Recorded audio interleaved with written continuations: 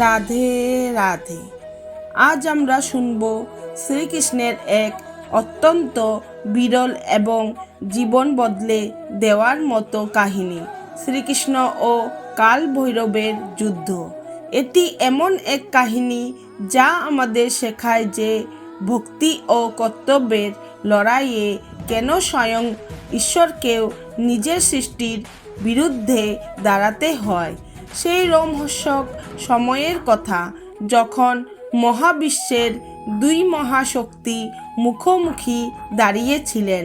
এক পাশে ছিলেন ধ্বংসের দেবতা শিবের ভয়ঙ্কর রূপ কাল ভৈরব, আর অন্য পাশে ছিলেন সৃষ্টির পালনকর্তা শ্রীকৃষ্ণ। কেন পরমেশ্বর কৃষ্ণকে বাধ্য হয়ে কাল ভৈরবের বিরুদ্ধে অস্ত্র ধরতে হয়েছিল? বারাণসীর পবিত্র মাটিতে এই দুই শক্তির লড়াইয়ে কেঁপে উঠেছিল স্বর্গ, মর্ত্য, পাতাল।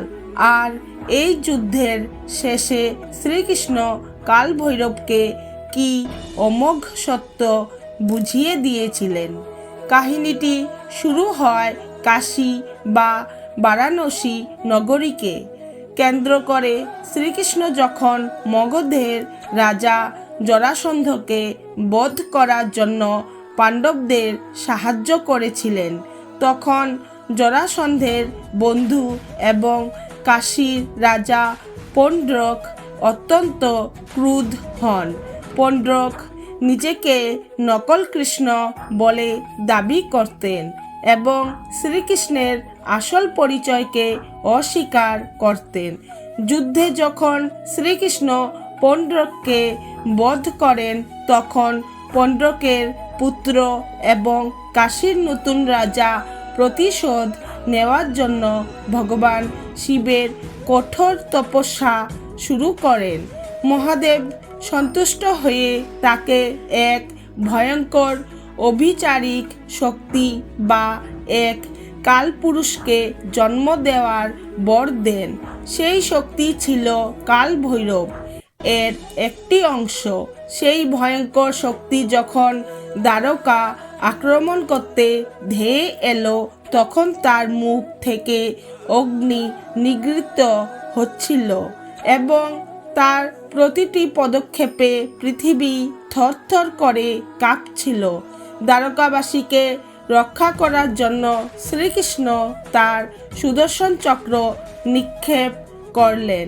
সুদর্শন চক্র সেই অভিচারিক শক্তিকে পুড়িয়ে ছাই করে দিল, বরং ধাওয়া করল বারাণসী পর্যন্ত। কাল ভৈরব তখন বারাণসী রক্ষা করতে সুদর্শন চক্রের সামনে এসে দাঁড়ালেন। শুরু হলো এক প্রলয়ঙ্কারী যুদ্ধ।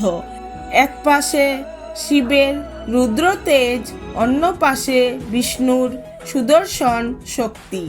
পুরো ব্রহ্মাণ্ড যখন ধ্বংসের মুখে, তখন শ্রীকৃষ্ণ শান্ত রূপে কাল ভৈরবের সামনে আবির্ভূত হলেন। তিনি তার সুদর্শন চক্র ফিরিয়ে নিলেন এবং কাল ভৈরবকে বললেন, হে মহাকালের অংশ, তুমি তো জানো অধর্মের ছায়া বারাণসীকে গ্রাস করেছিল।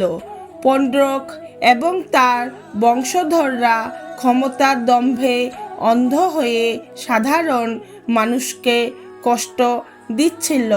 আমি ধ্বংস করতে আসিনি, আমি কেবল অহংকারের বিনাশ করতে এসেছি।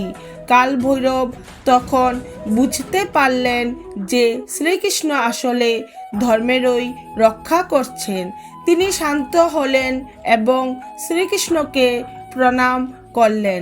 কৃষ্ণ তখন কাল ভৈরবকে বারাণসীর রক্ষাকর্তা হিসেবে নিযুক্ত করলেন এবং ঘোষণা করলেন যে কাল ভৈরবকে প্রণাম না করলে কাশীর দর্শন অসম্পূর্ণ থাকবে।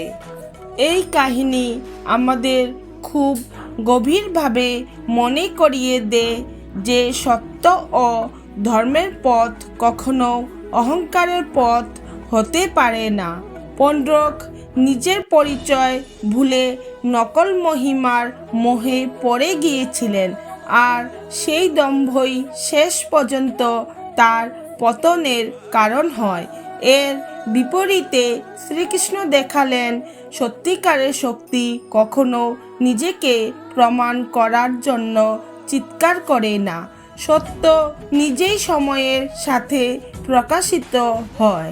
যখন প্রতিশোধ ও ক্রোধ মানুষের মনকে আচ্ছন্ন করে, তখন সে নিজের এবং অন্যের ক্ষতির কারণ হয়ে দাঁড়ায়।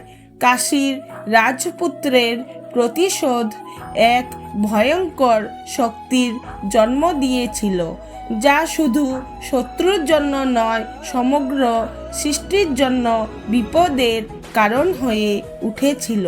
কিন্তু এই সংকটের মধ্যেও কৃষ্ণ ধ্বংসকে লক্ষ্য করেননি।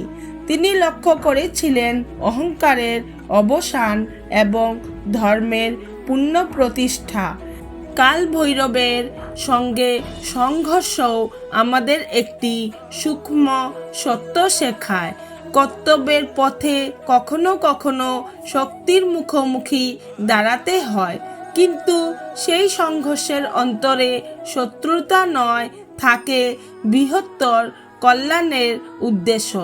যখন কাল ভৈরব উপলব্ধি করলেন যে কৃষ্ণের কার্য আসলে ধর্মরক্ষা, তখন ক্রোধ শান্ত হয়ে ভক্তি ও শ্রদ্ধায় পরিণত হলো। এই কাহিনী মূল শিক্ষা হলো অন্যকে হারিয়ে বড় হওয়া নয়, নিজের ভেতরের অন্ধকারকে জয় করাই প্রকৃত বিজয়।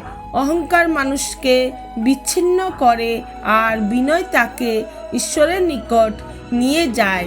আমরা যদি জীবনে সত্য, বিনয় এবং কর্তব্যকে ধারণ করতে পারি, তবে কোনো সংঘর্ষই আমাদের ধ্বংস করতে পারবে না, বরং তা আমাদের আরও পরিশুদ্ধ ও শক্তিশালী করে তুলবে। রাধে রাধে। প্রিয় ভক্তগণ, আপনাদের যদি এই কাহিনী ভালো লেগে থাকে তাহলে অবশ্যই লাইক করুন এবং কমেন্টে লিখুন রাধে রাধে। এবং এমন আরও ভক্তিমূলক গল্প পেতে আমার চ্যানেলটি সাবস্ক্রাইব করুন।